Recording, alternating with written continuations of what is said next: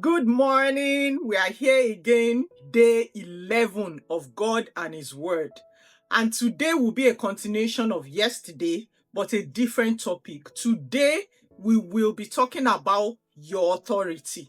Yesterday I taught you about the power of God and the knowledge you need to operate in that power. Well, authority is delegated power. So, what you have is the authority to use God's power. The power belongs to God, even though it's for us to use. But how you can use it is through authority, delegated authority. And I want you to realize something. Your authority can be of no effect if you are not submitted to the owner of the power. You understand? It's like when we're talking of the police, they receive their power from the government. If there is no government, automatically their powers are rendered null and void. The way it is in the kingdom of God, if you are not submitted to God, you cannot use his power. Your authority is dependent on who you are submitted to. Let me read this to you. 2 Corinthians chapter 10, verses 4 to 6. 2 Corinthians 10, 4 to 6. I'll be reading the New King James Version. He said, "For the weapons of our warfare are not carnal, but mighty in God for pulling down strongholds, casting down arguments and every high thing that exalts itself against the knowledge of God, bringing every thought into captivity to the obedience of Christ." And this is where I'm going. "And being ready to punish all disobedience when your obedience is fulfilled." You cannot speak to something in your life to walk right and it will obey you if you are not obedient to God. You see why demons, principalities, or any stronghold in your life does not answer to you. As you are saying, "Get out in Jesus' name," it will be looking at you like, but now same we be now. We are both disobedient. Sit down, drink Zobo. Yeah, sit down. Let's drink Zobo together. Should they give you cold? No, we don't have cold there. It's hot like the hell we are going to. That's the demon. No, the fact that you are disobedient does not mean you are going to hell. So, but we can serve you hot Zobo from hell. Since we are the same, we are both disobedient. That's the way they will do. You see why I say, "Jesus, I know. Paul, I know." Who are you? You understand that? It is who you are submitted to that gives you the right to use that power. You have no right to address anything not obedient in your life if you yourself are not obedient to God. That's why you see, Jesus said something in John chapter 14, verse 30. This time I'll be reading Amplified Version. He says something. He said, "I will not speak with you much longer, for the ruler of the world, Satan, is coming, and he has no claim on me, no power over me, nor anything that he can use against me."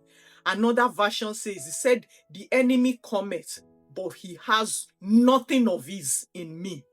Meaning, when Satan comes, and let me tell you something, he will come to everybody. So don't think that I remember there was someone that was telling my brother one time, he said, "Hey, I don't know why Satan is always after me." And my brother simply told the person, he said, "Satan is after everybody. That's who he is. He's after everybody.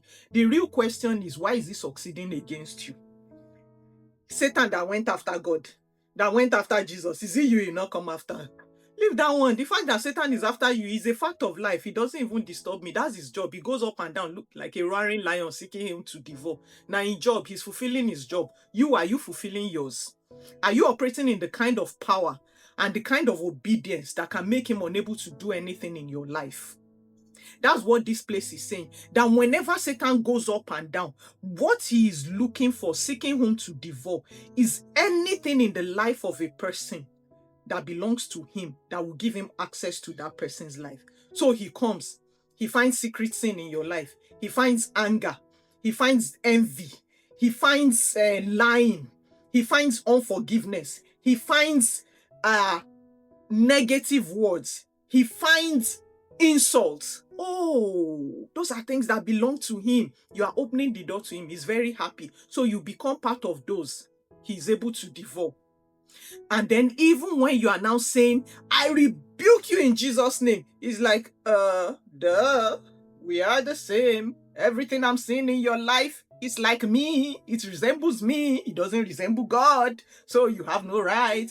Because I hope you know he knows the word of God. And you say, because you can only judge me. You can only judge my disobedience if your own obedience is complete, and it is not. I can see into the spirit realm. I see all the things surrounding you that are disobedient to God. You have no right to talk to me. So you see sometimes why you say some things and it has no effect, because your life does not resemble the person you are speaking for. It resembles the person you are trying to cast away. You know, I was explaining to someone recently. I said, you see, why some people is like they are delivered from certain things when they are in church, but when they get back home, it's like the trouble returns. I said, let me tell you what is happening.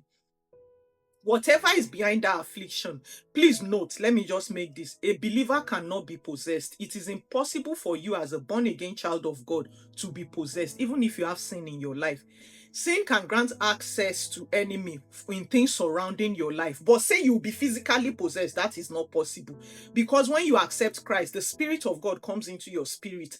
And that's why our bodies are the temples of the Almighty God. Our spirit is inside our bodies. The Holy Spirit is joined to our spirit. He is inside our body. Nothing else can occupy it. So calm your mind. You cannot be possessed, but you can be oppressed. If there's sin in your life, he can oppress you. We oppress your finances, oppress your marriage, oppress your health, oppress your mind, oppress anything oppressible. Only that he cannot possess you. And the oppression can be so strong, so enforced that it will even resemble possession. It is not possession, it just resembles it. But that oppression can be really, really intense. That is why you need to be. So back to what I was saying. I said sometimes you will see that they pray for you in church, or you go to church, you say to, and they will do, and you just immediately feel better. You know the thing is gone. Then you go back home, it's as if the thing has returned. Let me tell you what happened. The demon that was oppressing you is obedient to the voice of the pastor. He knows the pastor. The pastor is not living in disobedience. So he has the right to. So the moment he says, get out, the thing will get out. But he knows that now we win now. So what he does is to go back to your house and wait for you. Then when you go back home, it just continues its activity because there's nothing in your life to dissuade it. That's why I tell people, deliverance is just the first level. What you do with your life is what determines the permanent freedom. A life of obedience to God. If the enemy comes, what will he find in your life? Not if, when he will come. When he comes, what will he find in your life? When you are commanding anything in your life to obey what God has spoken in his word, when you are saying, there is no sickness that can stay in me, are you obedient to the principles of walking in health? I've taught you when I was teaching principles, what those principles are. Are you obedient to it? If you are not, then you have no right to command that infirmity out of your body. So you see, it's another thing to have knowledge. It's another thing to be submitted to that knowledge, to obey the conditions for that thing to be a reality in your life. That is the one I want to teach you today. You have the authority, but the authority will be of no effect if you have not submitted to the authority of God. You are disobedient to God. You have no right to command anything to obey you. So how do you have this? The Bible says in James chapter 4 verse 7, submit to the authority of God. That's number 1. Resist the devil. Stand firm against him. Number 2. And he will flee from you. Please, let me make this point. Okay, the beginning of it all is that you even have to have the knowledge. If you are ignorant, you won't even know the power you have, the authority you have, or who gave it to you, or who you are that entitled you to that power and authority. So you first have to have knowledge. Now, when you have that knowledge, you now submit to God, meaning you obey him, you do things according to what he says, you live a life led of the Holy Spirit. That's number 2. Then he said, resist the devil. There is nowhere God told us to ignore the devil. He said, resist him. Let me tell you how you resist.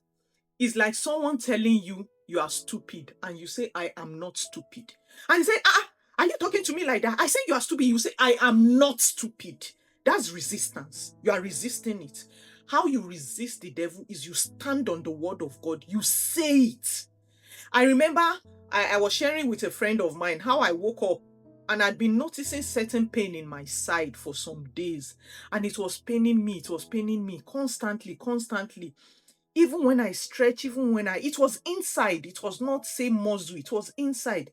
And then I started thinking, is it that there's something wrong? Is it that and as I was thinking it, something just rose in me. That's what the Bible says. If you abide in me and my word abides in you, there's a level of knowledge where the word abides in you, where even if you are thinking negatively, the word will just rise strongly in you to challenge that thought.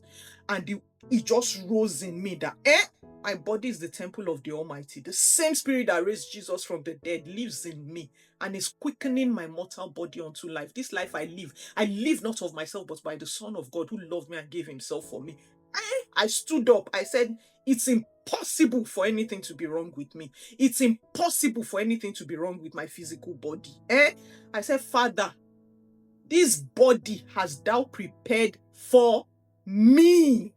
It belongs to me. You gave it to me. And after giving it to me, I packaged it and submitted it to you. You are God, not just over my spirit, my soul, but over my body. It belongs to you. I said, what can dwell in the temple of the Lord with the spirit of the Lord? It is impossible. What I was doing was resisting. I said, I do not accept. You were the one that set before me life and death, and you said, choose life that you may live. I said, I have chosen that life. That life covers my body, my physical, my mental, my spiritual, my financial, everything that is life. I chose it when I chose Jesus. Absolutely nothing has the authority to afflict me or my body. I was resisting. And immediately I said that, I let it go. Do you know that very day that pain left? Complete. Till now that I am talking to you, it hasn't even surfaced again. That's what God tells us to do. Resist. You don't ignore. You don't keep silent. You don't see the devil doing something and you say, oh, he doesn't. No, you resist. And how you resist is the word of God that abides in you. You speak it, you challenge. So you see, you have, first of all, have the knowledge. It's knowledge that will give you boldness. The people that do know their God shall be what? They shall be strong and do exploits. Yes, have the knowledge. Number 2, submit to God. Submit to God. He's your God, I always tell you. Jesus can be your savior, but not your Lord. In submission, that is when he becomes your Lord. Make him your Lord. For as many as are led by the Spirit of God, they are the sons of God. That leading is submission. You submitting. You see that? Submit. That's number 2. Then number 3, resists. He tries to come fair and fair. You challenge it. You are who? What audacity. For I know who the Lord has made me. He said, there is no divination against me, no enchantment against me. Who says what the Lord has not said? Who saith a thing and it is established when the Lord has not spoken? Do you know who I am? He has made me a king and a priest. And the word of God says, where the word of a king is, there is power. The words I'm speaking to you right now, they are powerful. You have no choice to obey. But he has a choice not to obey if you are not obedient. That's what I want you to know. You see that? So that is what I want you to know today. Stop running helter-skelter. Please help me tell the intercessors to pray for me. Something is attacking me. Attacking call. Please, help me tell the intercessors to pray. I keep having a dream that I was writing an exam, that I was in secondary school wearing school uniform, and I was writing the exam. You see, I'm not talking, I'm just looking you corner eye. It's because you don't know your power. And it's because you're not submitted to God. And it's because you don't know how to resist the devil. But now that I've taught you, you have no excuse again. You see these 30 days, what you will learn, what you will learn, if you come to me after these 30 days, I will flog you blala. But you can come, you can always come. Because the truth of the matter is, God says we help each other to be strong. That's why he said 2 heads are better than one. When one is weak, the other will be strong. So there are times we know you can be weak, you can be overwhelmed. That's what we are there to lift each other up. That's why we don't do life alone. We have each other, so that is okay. I'm just teasing you that first of all, shall know God, submit to God, resist the devil. But whenever you need help, we're always available. And the Lord will continue to help you in the mighty name of Jesus. And I'll see you again tomorrow for day 12. It's getting better and better, Abby. Yes. Father, we thank you for your children. Thank you for the power we have in you. Thank you for the authority you have given unto us. And thank you for revealing to us how to live in the reality of that which you have done for us. We are so grateful. We are not powerless. We are strong. We are bold. We are courageous. For we know who backs us. We know who is that solid pillar upon which our faith rests. We are so grateful. Jesus, you made all this possible. Father, thank you. Thank you, Jesus. Thank you, Holy Spirit. Thank you, Abba. For in Jesus' name we have prayed and it is done. Amen. See you tomorrow.